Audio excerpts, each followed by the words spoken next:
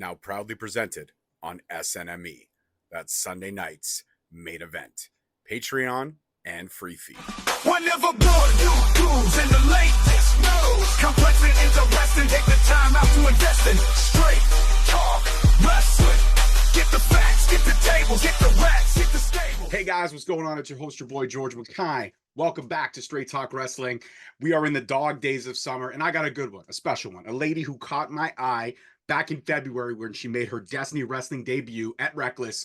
We're going to talk all about that because I am, the color commentary for an amazing commentary team. I carry it most of the time. Kevin doesn't do a whole lot. I carry everything. Brittnie knows that as well. But please welcome Brittnie Brooks to Straight Talk Wrestling. Hello, how are you? I'm good. So it's been a minute since we saw each other in February. 2024 was just starting. Bookings were happening.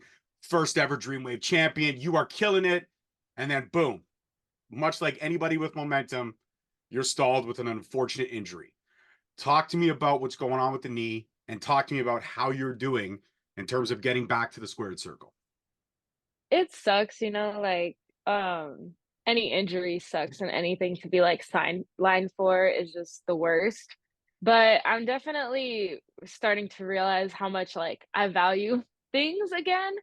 I know I tore my ACL 2 years ago, and the recovery for that, I learned so much, and I learned so much about like myself and how I guess to really focus on things other than wrestling that can be included into wrestling. So that's just what I've been thinking about a lot. I'm okay. I had an MRI on my knee, and I'm not too sure like what the plan of action is or how long I'm going to be out for, but it's definitely like it won't be quick or anything. But yeah, I'm still weighing all my options in terms of like surgery and stuff like that. Like I don't know what we're going to do yet, but I think I'll definitely be back sooner rather than later. That's the goal. And, my biggest goal is to be back before WrestleMania weekend. I know that's far away, but like that definitely is like I need to be back before then, especially because it's happening in Vegas and it's literally only 4 hours from my house. So I like need to be in it. So yeah. But my goal would be to come back before the end of this year.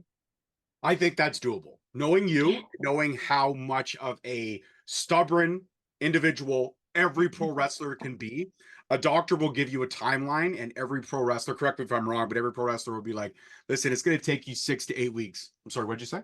You said 6 to 8 weeks. Okay, cool. I'll be back in 4. That's Yeah. It's like every wrestler throws down a gauntlet to the doctor. I'm sorry. You think you know my body better than I do? No. I'm sorry. You don't. You don't know what I can do. Am I wrong when I say that? Or are a lot of wrestlers like, yeah, okay, I'm going to take your challenge, doc, and I'm going to go ahead and beat it. That's what I'm going to do.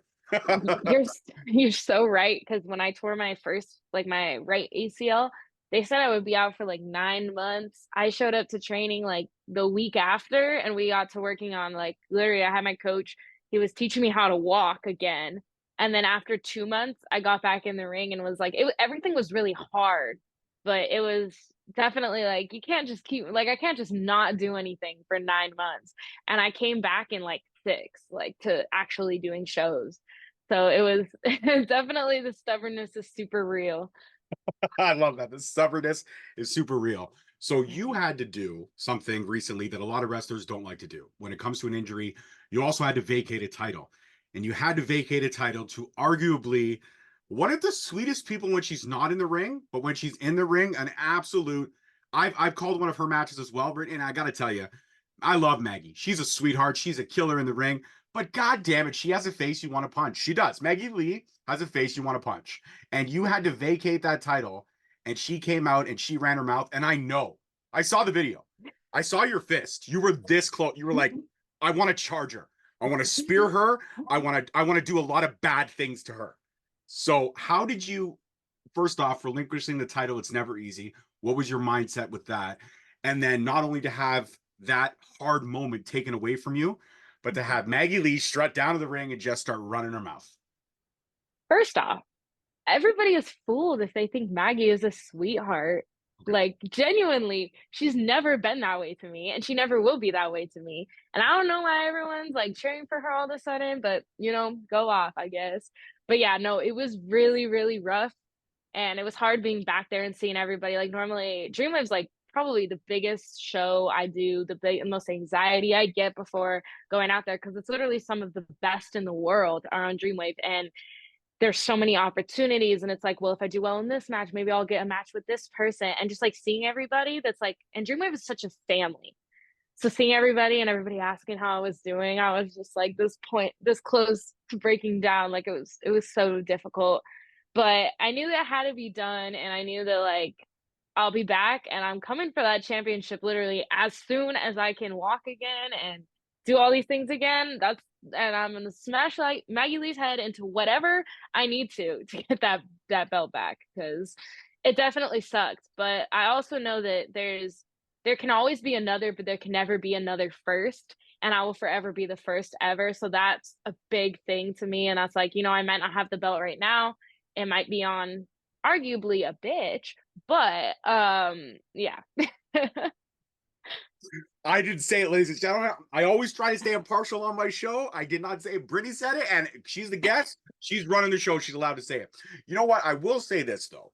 I feel like when you two do get that rematch and you get into whatever situation you're going to get into, whether it be a street fight, because I know you got a lot of aggression you want to work out, and I know that she wrote a lot of checks she may or may not be able to cash. Mhm. So I know that when you say you're going to smash her head into literally anything you can, I feel like you've got a list somewhere of all these possible objects that you could use. Say you get out of the shower and you look over in the mirror after you've wiped the, mist away from the mirror, and all of a sudden you see behind you, you're like, huh, that shower rod could be replaced. I could buy a new one and I could keep it, and I could just pretend to beat her with it until I get a chance to beat her with it.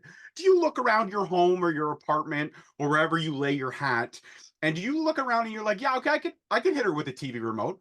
I could smash her with my old computer. Like, do you look at all these things as to what weapons you really want to bring with you when the time happens? I have a pink kendo stick just sitting at my house, ready to kick some ass. So, and I so wanted to bring it to the show before I got hurt. I was like, I'm gonna kick your ass with this kendo stick. But yeah, it's literally pink and rhinestone, and that's absolutely the thing that I will absolutely hit her with as many times as I need to. I love it. It's pink, then it's rhinestone. It's like if Barbie had a kendo stick, that's exactly what she would rock. I love it. Absolutely. So talk to me about Brittnie Brooks as a character. It's you, but it's you turned up to 10. What is the evolution? Because I know your real name. I don't know if a lot of other people out there know your real name. But where did the origin of Brittnie Brooks come from? What is Brittnie Brooks to you? What made you tap into that part of yourself? I think for sure I'm still learning who Brittnie Brooks is, because I'm still learning who I am as a person. Like, I'm only 19 years old, and so much has happened for me in the past like 3 years since I first like had my first match and everything. And I think I'm still figuring out who I am. But like the biggest thing for Brittnie Brooks is to inspire people, because that's the reason why I'm wrestling. That's the reason why I loved wrestling, was like the people who inspired me and putting all these smiles on these little girls' faces. I don't know if you saw last time I was at Dreamwave in February, I did this little entrance and I was like, I want to do like a John Cena WrestleMania type entrance. And so basically we pulled like 4 girls from the crowd, like little girls, and we gave them the glasses and the little rally towels. And it was literally just like the most special thing. Like, it was so heartwarming to like see them so happy to be a part of something. And even if maybe other little girls weren't the ones who were brought onto the stage, like, I just want every single time I go out there to people to feel a part of what I do, because that's how I felt when I would watch John Cena and the Bella Twins. Like, those are my biggest inspirations in wrestling, and every time I watched them, when they were getting beat up, like every time I was cheering and rooting for them, like, to my core. And I want people to feel that way to me, because it's literally what I'm so passionate about. And to get to do that on a bigger and bigger scale each year is my goal. Well, I could see it. I could see the passion in you. I could see how much you love pro wrestling. That's why I love having these conversations. And as much as people may think it is an interview, yeah, okay, I do ask questions because I have to. But it's more about just getting to know an awesome talent. And I love having special talents on the show because I love seeing the progression. We have you on now. Maybe we have you on in 2 years. Maybe we have you on in 3 years. And next thing you know, boom, you're signed. And then we get to see that progression. And the story always continues. So this is the first of many conversations, I hope, depending on how well I impress you. I mean, you're 19. I got a lot of things to impress because I got a 14-year-old daughter at home. Right up until she was like 11, she was impressed by me. And then as soon as she hit like 12, 13, not being impressed by me. She still loves me. I mean, she's daddy's little girl through and through. But speaking of dads, what do your parents think of this crazy journey that you're on right now? Because not everyone could go up to their parents and be like, hey, mom, hey, dad, guess what I did today? I signed up for wrestling school and I'm going to be a wrestler and I'm going to put my body on the line all the time. So actually, I remember finding Arizona Wrestling Federation on Instagram because like somehow came across them. And we were just out to eat, and I was like, showing my mom, I was like, this is the wrestling that I'm talking about. Cause we went to like MMA gyms that had like the amateur, like collegiate wrestling. And I was like, no, this is the wrestling I'm talking about. And I begged her. And when I first started, they had a kids class because I started training when I was like 14 or 15. So I actually had to have her drive me there, and we sat down, and she hated it off the bat. Like she was like, "Oh, this is weird. Why would you do this to your body? Why do you like this so much?" And they knew how much I loved it because every single time WWE would come to Arizona, I had to go to it. I would save up all my money, buy the tickets, buy the merch, and just have the time of my life. So they knew that I loved it, but it was definitely hard to convince her to bring me back because after the first time, she was like, "I don't want you doing that." So it was a struggle. And then once I started to do shows, like she would still come to my shows. And it got to a point where like sometimes it was a little bit overbearing, but I also understand because this is a business with adults. And I don't know how to do, like, I'm learning how to do business now. I would say I know how to like do business and talk to people and, like protect myself from people. So it was definitely a growing up process. Like I grew up with wrestling as a kid, and then I grew up with the business side of wrestling and everything. And then once I started traveling last year, like every single weekend, they started getting like, worried about me because I am like, going out the country and stuff. But I'm also an adult now and I know how to handle myself. And yeah, sometimes there's situations where I'm just like, oh, I don't know about this. But, I have a lot of mentors in wrestling and a lot of people I can ask, like, what would you do in this situation? How would you talk to this promoter? How do you get booked on this? So, like, honestly, now they're okay. It was hard to come home a couple weeks ago and be like, hey, I hurt my other knee. I can't, because I didn't want to text them about it. Like, the internet knew before my parents, which I feel bad, but I didn't want to text them about it. Like, it was something that I wanted to, like, sit down. And so they were just like, my dad was like, hey, if Carrie Von Erich can wrestle with one leg, you can do it. And I was like, you're not wrong. And there was a lot of back and forth in my head last weekend to do Dreamwave because I really wanted to do it. And it was just like, I don't want to further injure myself because I also didn't know what was wrong yet. So I don't want to further injure myself and cause myself to be out longer and make irreversible damage. So I was just like, I shouldn't do this match. And especially in a cage match, like that could have went really bad. Like all she would have had to do was just yeet me into the cage a bunch of times and my knee would be screwed. So yeah, but my parents are pretty supportive of it. It took time though. They were definitely super against it. And even last year there was times where they're like, I don't think you should be doing this. And I was like, no, this is my life now. Like this is what I want to do. I didn't go to college. I don't want anything else. I want this. So that's also helping me a lot right now. Like since I want it so bad, I'm going to go through the pain. I'm going to do whatever I need to get back and to get better and, ultimately to get signed. Well, the grind, the climb, whatever it takes to get you back to where you want to be.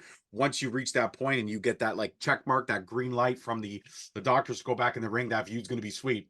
When you're on the top rope Definitely. time and you are driving someone's face into the floor, it's going to be like, damn, this feels fucking good to be back. I'm definitely scared to go to the top rope because that was how I hurt my knee. I jumped off in a crossbody and now I'm like, oh my gosh, I should never go to the top rope again. It's definitely going to take a mental, a few times to get up there and be like comfortable with it for sure.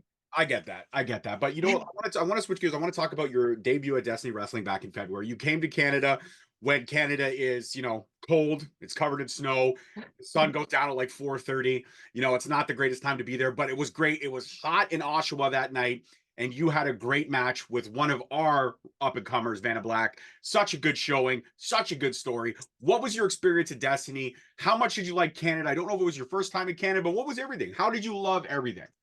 It was so fun. Like, I really want to go back, but I know how pricey flights are because I literally live in Arizona. So to get all the way up to like, you guys are like in the Toronto area, that was rough. But no, Destiny was so much fun.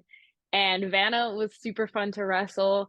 it was my first time, like, that weekend was my first time in Canada because I had just done Boom over in Vancouver, which is, I think, on the opposite side, so we just flew up to Vancouver. So that was, like, my first ever, like, weekend and my first time seeing, like my first time ever being out of the country. So I had never seen, Canadian money before or, it was just so cool and so special, and I had so much fun at Destiny, and I've been, like, really trying to go back. Obviously, now I can't, but definitely when I come back, I for sure wanna get over there. Maybe if I do, like, a show on the East Coast, then I can fly up there, hopefully. I love that. I love the fact that you said our Monopoly money is cool and special. We thank you. We do. We The thank you. Monopoly money. Yo, It's it so is. It is. real, though, it does look like Monopoly. That's what I'm saying, right? It's like, okay, yeah, let me pay to get out of jail. It's all good. No problem. It's all different colors. It's like the colors. Our money looks like a pack of Skittles. That's what our money It's looks like. true. It is. It's Very true. red, purple, blue, green. We're all over the goddamn place. I think our $100 bill, like we're just all over it, but that's okay. Canada is different. Canada is different in a lot of the best ways. But you know what? You know what's funny about where you live is that a lot of older Canadians, when they reach a certain age, they beeline it to Phoenix. They love the It's dry crazy. air over there. You have a lot of snowbirds up in Phoenix. So while you're trying to get over here, they're trying to get the hell out of here. Isn't that crazy? That's wild to me because it's so hot, and I literally hate it there. So the second I get to move to Florida, we're out of there. For sure. I love that. And I love that Florida's on the goal. That's one of the things I wanted to talk to you about. And you talked about inspiration. So John Cena, the Bella Twins, WWE. I know that's where you want to go. NXT is obviously in your sights. What does Brittnie Brooks feel she needs to do to get on WWE's radar? What are you looking for to kick down those doors and say, hey, take a look at me because I'm a can't miss talent, which I believe you are. I'll put my stamp on it now. I think you are fantastic. Thank you so much. I definitely think I'm on the radar, but it's like standing out because I feel like everybody is kind of on the radar, but standing out, I think like definitely showing more of my personality on social media and in matches. Like it really sucks because my match with Kylie was the most fun match I've had. That was the one where I just got hurt. It was the most fun match I had, the most personality I feel like I've shown. So if you guys do get a chance, definitely go watch that match. But yeah, it was like it was so crazy because it was the most personality I've shown, and of course, it had to be the one where I got hurt, but definitely showcasing that personality and doing better, talking to people more, and really just, like, connecting with more people, I feel like would definitely help, and also I definitely need to work on those, like, cardio drills because I feel like if I get a tryout, I'm not gonna be ready for all the cardio that they do. Yeah, I feel like the cardio drills have passed a gentleman of my age by. I am only 40, but I enjoy getting up and walking down to the fridge and getting myself a piece of food right off the hop. I'm a foodie. I'm a big boy. I'm okay with it. If I had a trial with the WWE and I walked in, they're like, "Yeah, you got to do 150 burpees." I'd be like, "Cool. I'm gonna thank you so much. I'm gonna keep the shirt because I'm here." And I'm stepping out. I'm leaving. I'm taking thank you guys later. Peace. That's how I would do it. But I feel like, yes, you got to definitely build up on the cardio. And you segue perfectly. See, we're cooking right now with gasoline, you and I. The match with Kylie Ray. I know it's the match where everything kind of, the little setbacks happen. But how cool was it to share a ring with somebody who, in a lot of ways, and I did watch that match, or I watched parts of it when I could catch. The full match hasn't been released yet, at least for my end. But once I find it, I will. But from what I've seen, the tidbits that I saw online and what I look for, you two really do mirror each other in a lot of ways. I mean, even the graphic image, you're doing the opposite sides. I mean, I loved everything about it. And you're right. I saw something different in you and what I saw. But before before you went down, before we felt the trouble in the knee, we knew what was happening. I mean, how cool was it to share a ring with Kylie Ray? I mean, yeah, she's been around. She's seeing things. Obviously, there's history with Jericho and all that stuff. We don't know what happened. I wish her the best of luck and all that. And I'm glad that she's over it. But how cool was that to share a ring with Kylie Ray? Like, that's awesome. Kylie was awesome, and she's literally the first indie wrestler that I ever knew of because there's a guy named Muscleman Malcolm, and he did a video of like top indie wrestlers that you need to watch. And I saw her on there, and I didn't know what indie wrestling was. I didn't know that there was anything other than Raw and SmackDown. Genuinely, like I didn't know about NXT. I didn't know about anything. I would only watch what came out on my TV, and I saw her, and I was like, "This girl's so cool! What the heck?" So then I really started watching her, and like her whole personality and how she acts is so like similar to how I do. And it was just so cool to see like and get to share the ring with her and just see her personality. It was awesome. Yeah, I think when you get back in the ring, you got to talk to Kylie about possibly forming a tag team, the Smiley Twins. I think the Smiley Twins is Yes. fire. I think that, and it's great too because when you guys work your way up in that angle, and eventually you break apart, we got to find out who's going to become the Dark Twin. Like who's going to go dark, who's going to go dark and dangerous with the vengeance. I think that there's a storyline there. Go ahead, you can take it. I'll Hey, give it to you. There's a storyline there. Take it. definitely. I have a little bit of darkness in me, I can see especially it. towards Maggie Lee. I can see, So yeah, see, and now we're segueing back. So Maggie Lee, let's talk about Maggie Lee. She's gifted. She was trained by Seth Rollins. You know, big deal, of course. Well, she was trained by a former WWE champion, my dear. That's a big deal. It is. it is, but You can still smack her in the face, though. yeah, Yeah. Okay. absolutely. I believe it. I would never want to mess with either of you in a dark alley. I know what would happen. Yeah, I would lose horribly, and I would, I'd be sad about it, but then I'd be like, I got my ass kicked by a strong female role model for my kids, so I'm okay with it. I'm totally fine with it. But what is it about Maggie Lee that drives you up the wall? Like, if anybody looked at your Twitter right now, the Twitter is just, ugh, bitch, hate her. Like, and it's just sharing clips of everything. It's like, if we were to do the top 10 Brittnie Brooks Twitters, it would all be about Maggie Lee. She is on your mind right now. And I get it. I understand the reasons why. But what is it about Maggie? Like, why is the rivalry so strong so early on in both of your careers? Like, you guys literally hate each other. She jumped me multiple times, then attacked me at an expo, and then like I didn't even get at that expo. Later on, we were both in a rumble, and she of course entered number 7, but she wasn't good enough to stay in, so she got her little self eliminated. And then when I came in, I didn't get to hit her or anything. So then when I finally got to wrestle her in the triple threat with Zeta, you know, she just gets on my nerves, and there's really nothing. She's just so rude. Like I genuinely, I mean, did you see her promo? She burned a picture of me. She just does all these things, and I'm just like, I thought we were cool. Like I was super excited to meet her at Dreamwave, and then she just turned out to be an absolute bitch. So I like, there's really no reason for me to like her or appreciate the things that she's done. And then after what she said at the last time, she told me to go sit on a cactus. She brought up a whole ton of things. That's just too much. And I treat everybody with kindness until they give me a reason to not treat them with kindness, because they don't treat me with kindness first. And that's exactly what Maggie has done. So That's I true. don't know. No, that's true. Listen, I mean, if somebody told me to go sit on a cactus, I'd probably not have a whole lot of nice things to say about them either. And if somebody burned a picture of me, I'd probably not have a whole lot of nice things to say about them. But you know what you should do? When you return to Dreamwave, make it a surprise. No one's going to know. Boom. Brittnie comes back. Maggie's all shocked in the ring. Oh my God. You walk out with a cactus and you just lay it down and you say, girl, you going to sit on this when I'm done with you. And I then love it. you just leave. You leave, and all of a sudden it's just she's staring at a cactus, and she's like, what am I gonna do?" And you know what? Every time you cut a promo, you have a bigger cactus in the Oh, promo that's with you hilarious. until you get to the point where the cactus is ridiculously big. She will hurt herself. Like it will literally be a cactus the same length as her because Maggie Lee's tall. She's tall. She's got long legs. All those kind of things. I feel though that if you just hold on to the angst and the disdain you have for her and you work through the injury and you recover stronger, you will use that fire to come back better, to come back a better version of Brittnie that's already been out there. You'll come back tougher, meaner, angrier, but still have a great smile and a great personality. And the great thing is, while you're pounding your face in the ground, we'll be able to see the smile. It'll be perfect. Right? Am I wrong? Am I wrong? I don't think so. I think I'm good. You're not wrong. So I want to talk about meeting Lisa Marie. I know you met her at a convention. I know you shared a special picture with her. Your smile in there is like you can literally see the fan in you. You talked about John Cena. You talked about the Bella Twins. But obviously, some of the legends like Lisa Marie from that era, they mean something to you. What was it like meeting a bona fide Hall of Famer in my eyes? She hasn't got the nod yet, but I believe she will soon. For What was it like sure. meeting a bona fide Hall of Famer like Lisa Marie? It was so cool because Victoria is like someone that I always like look back and watch because she was kind of around before I started watching wrestling. But like I actually met her for the first time last WrestleMania weekend.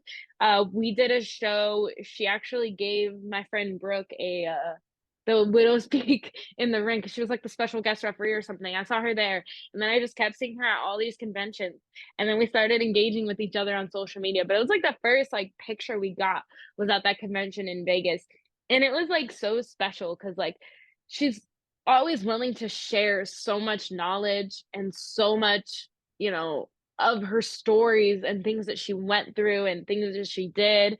It's just super cool to have like that relationship with someone who's so knowledgeable and knows so much. So it was really, really cool, really fun experience. We got to take some really cool pictures. And yeah, no, she's always been super sweet. And I know she does come down to Phoenix sometimes to do like signings and stuff. So I'm like, I definitely need to, you know, hang out with her the next time she's in Phoenix. Well, you know what? We follow her and I follow each other on Instagram. So I'll make sure when this video drops, I'm going to use this clip and I'm going to tag her. I'll be like, Lisa Marie, you got to get your butt down to Phoenix. You got to see your girl Brittnie. You got to do it up. Now, Definitely. if there was anyone that you could dream match wise that are out there, like a Maria Kanellis, like a Lisa Marie, like a Mickie James, anybody from that era of women's wrestling, even a Candice Michelle, I know that she's still in pretty good ring shape as well. If you could narrow down one of those ladies from, you know, when they were really fighting, like that era of women wrestlers, they had it the roughest. Next to Trish and Lita, when everyone that was coming out, everybody was fighting for time, those girls did, because Trish and Lita, they opened the door. Those girls had to kick it down. And then the revolution, if you will, that tore the whole house down. And everybody was like, women are now as equal as men in this business. They are actually, I'll be honest with you, some women's matches, from a commentator's perspective, are way more entertaining to call than some of the guys' matches. I'll be honest. I love calling the women's matches because so much energy, and I love being able to have these strong women for my daughters to look up to. Just like they have their mom, but all these other superheroes, because you guys are superheroes. But when it comes down to it, if you could pick anybody from that era, who would you really like to stare across the ring at and know that this is someone that you would love to pin, but yet you respect so damn much? Ooh, you made like a lot of really good points and named a lot of good people. And I'm honestly so appreciative for all of them because I literally would not be standing here talking to you right now if it wasn't for all of those people that you mentioned. But probably Maria Kanellis because I could never say enough good things about her. Like she's so sweet and so I don't know she's like a mentor. I guess I don't know if there's an adjective for mentor. But she's such a great mentor and she's done so much for women's wrestling. I would be absolutely honored to share the ring with her. And she knows so much and she's just, I don't know, just so incredible. And she's such an incredible role model for her kids.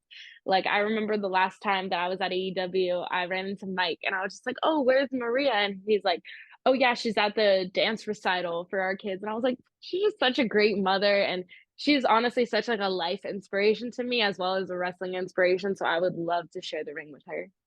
Yeah, she was somebody was actually special for me because I got when I was a kid, redheads was my thing, and I always thought Maria was a stunner. I told her that when I actually sat down with her a couple years ago in an interview. I told her, I said, sorry, Maria, this is a bucket list moment for me. I know you're married, I'm married, but I have to tell you, I had a crush on you since I was like 14. She's like, I appreciate you, but I am happily married. I'm like, I know, Mike would whoop my ass. Totally fine. I understand. But she actually gave me one of the best quotes I think I've ever heard from someone in that era, which was, you know, we were the first ones through the door, so we got the bloodiest. And that made a lot of sense in a very profound way because they didn't want to have Playboy Bunny matches. They didn't want to have any of those matches. They wanted to be taken seriously as wrestlers. Even her first stint on camera, she played the dumb backstage interview, which is so beneath her because you hear her speak and how intelligent she really is. And it's sad to see where it started, but it's great to see where everything is now. And it's great that you're coming up in an era where women's wrestling is not the popcorn match. Women's wrestling is the must-see match. And that's a huge thing. And I think that the future looks very bright as long as there are talents like you in it. And well, no problem. I feel like I'm complimenting you a lot this interview, but it's because I do see something special in you. I think you are fantastic. And yet the whole world is your oyster. And I know for a fact you'll be in Vegas next year at WrestleMania weekend. And if you are, all I ask is that there's a video of you going, straight talk, I'm here. That's it. Nothing else. Everyone will know what it means. Everyone will know. Straight talk, I'm here. But I want to switch gears to Dreamwave for a second. I want to go back to Dreamwave. You mentioned earlier in the conversation about being the first champion is the most special. It is, because your name is etched with that title because you were the first one to hold it. becoming a first-time title and being the mountaintop for that division, setting the standard for that division at such a young age. That's a lot of pressure. How did you deal with that pressure, knowing that you were literally the head of that woman's locker room? When you're the first inaugural champion, that's the company saying, here you go, kid. You run this division. Boom. Crazy, because I could never thank Dreamwave and Jay for the amount of trust that they put into Zeta and I for, you know, allowing us to have that first ever women's main event, that first ever women's title match. And honestly, it's crazy to me that I could be like on top of a division with people like Miyu Yamashita and Shaza McKenzie and Maki Ito and just all of these incredible women. And like we always talk about how like before that match there was never an idea for Uprising. Now Uprising is literally the top women's promotion on the indies, and it's such a incredible place to be. So any women's wrestlers who are watching this, definitely hit up Jay and Dreamwave and Uprising, because it's such an incredible platform. I've never seen somebody take names like all those names that I just listed and also put it with people on the rise like me and J Rod and Zamaya, all these girls that they're giving such a great chance to have these literal dream matches. Like honestly, like to wrestle Masha was such an incredible opportunity, and I can't even believe that, you know, I got that, and now I have this experience and I'm getting better and I'm allowed to, you know, be on the level that those girls are. And, you know, all it takes is for a promoter to take a chance on these younger talents and give them the chance, you know, to come out and wrestle their names and in turn learn. You know, everybody gets better when they wrestle somebody who's better than them. And that was just such like a meaningful thing. It was so unreal. But now I know that that's where I belong, on the top of that division, and I'm going to do whatever it takes to get back to the top and get that title back and show everybody that I run Dreamwave and that I'm the start of something great, and I can, you know, maintain that mainstay position. I love It that. was That answer was fire. No, go ahead. it was honestly like really hard, you know, to, you know, vacate the title and then see these posters come out and, you know, not be on them. Like I was on every Dreamwave poster for the past year because my first time there was in August 4th and 5th last year for the summer double shot. And ever since then, I'm just like, wow, like it's crazy to be out, but I know that this is happening for a reason. And I know that I'm gonna be back and I'm gonna be back headlining, and it's just only a matter of time. But it's really hard to see, like, you know, all these promoters like post that I'm having to pull out of these shows and, you know, have all these fans be like, no, like, you know, I have to literally, so I had to pull out of so many shows. Like it sucks. Like obviously I had to pull out of the Maggie show, and then I was supposed to do GCW against Billy the next day. And then this weekend I was supposed to wrestle at FSW for the women's championship in a last woman standing match. And then I was supposed to wrestle Shaza McKenzie, and, you know, just so many other opportunities were there, and it just really sucks. But I also know that this is happening for a reason. So just sticking with that mindset is really what's getting me through. Absolutely. And all those matches that you listed, all those amazing talents that you listed, like some of those women have been on my bucket list for a while to sit down and have conversations with. So Shaza, J Rod, Zeta, hit me up. Brittnie knows I'm good. I'm good at what I do. But seriously, you mentioned so many talents, and I know you mentioned so many matches that you had to pull out of. But guess what? Here's something that I maybe you have thought of, maybe you haven't. You're only 19. You're gonna come back, you're gonna be 20. You're gonna have opportunities to have some of those matches back again. And you're gonna have opportunities to have you versus Masha Slamovich Part 2. You're gonna have options to have another last woman standing match. You're gonna have options to go at Maggie Lee in that steel cage and get that title back. You're going to have options to wrestle Zeta again. You're going to wrestle Shaza again. There's going to be opportunities again. The good thing is it's not the end. It's just a pause.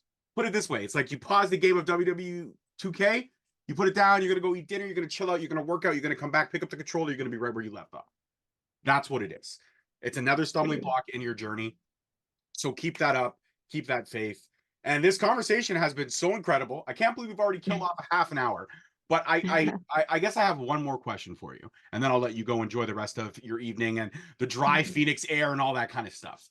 What is it like when you have a young fan come up to you, a little girl, little boy, whatever, and they hug you and they say, oh my God, you're my favorite, you're my superhero. Like to literally have a young fan that you were literally only 10 years ago, that young fan's age, or maybe younger, to come up to you and hug you and say, thank you, you inspire me, all that. How is it to once have inspiration inspire you, and now you be the inspiration to inspire the next generation? It's got to be fucking cool, man.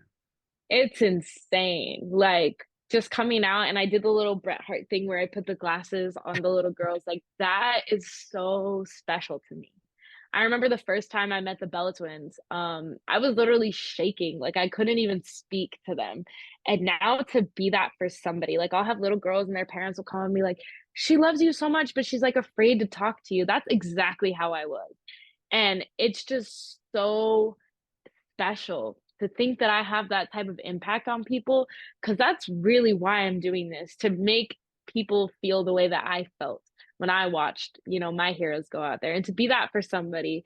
I know I'm not on a big scale yet, but to one day reach that many people, hopefully, is literally the name of the game and why I do it. And it's so fulfilling, and it feels like, my life has meaning and purpose. And that's, what we all strive for as humans.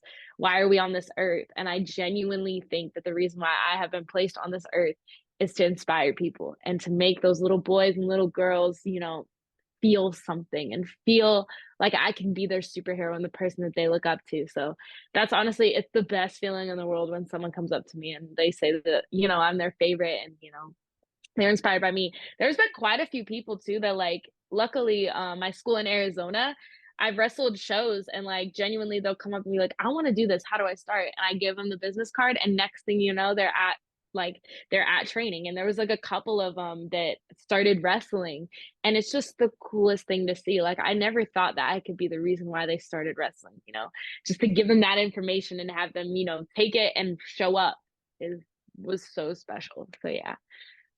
I love that. I love that. Are you sure you're 19? Because I mean, you are wide on your years, my dear. I gotta give you credit for that. You're an incredible Thank person to you. speak to. I was a fan of you as a wrestler. Now I could say I'm a fan of you as a person as well. You are phenomenal. You are very special. Tell mom and dad Brooks they killed it raising one hell of a human being. Okay, you tell them Thank that for me. you. I I hope my will. daughters can be as amazing as you are when they get older, and I know they will. I absolutely know they will. Before you go, do me a favor, look at the camera, give me that Brittnie Brooks energy, and tell everyone you had a great time with Straight Talk. At least I hope you did. And they should subscribe because there's always great conversations like this one. I had a great time here at Straight Talk Wrestling. Make sure you subscribe so then you can see all these really cool videos just like this one. I like that. Well, you have the flavor and everything. I love it. Incredible. Brittnie, thank you so much for taking the time out to speak with me today. I appreciate you. And again, you are now officially a member of the Straight Talk family. So anytime you want to come back, you're more than welcome. Tell you what, let's make a plan. When you're ready for your in-ring return and you're ready to get that title back, no matter who's holding it, you come back and we'll talk all about your journey back to the squared circle. How does that sound?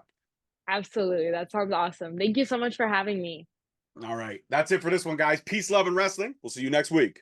Peace. Thank you so much for checking out our channel. If you like what you saw today, please feel free to subscribe and hit that notification bell so you never miss any of our future videos and content. Also, you could follow us on all social media platforms.